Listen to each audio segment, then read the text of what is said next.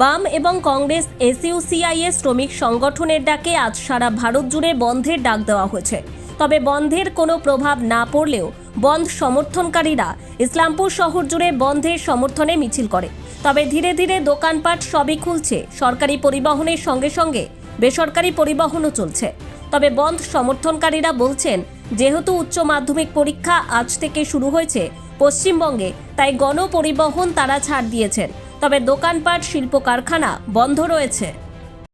কি বিষয় যদি একটু বলেন। আজকে গোটা দেশ জুড়ে সমগ্র বাতিলের দাবিতে, কৃষকের ফসলের ন্যায্য মূল্যের দাবিতে কেন্দ্রীয় ট্রেড ইউনিয়ন ফেডারেশন ডাকে দেশ জুড়ে আজকে সাধারণ ধর্মঘট পালিত হচ্ছে। পশ্চিমবাংলায় যেহেতু উচ্চ মাধ্যমিক পরীক্ষা রয়েছে, সেই কারণে আমরা আমাদের পশ্চিমবাংলায় আমরা সাধারণ ধর্মঘটের পরিবর্তে রাজ্যে শিল্প ধর্মঘট পালন করছি।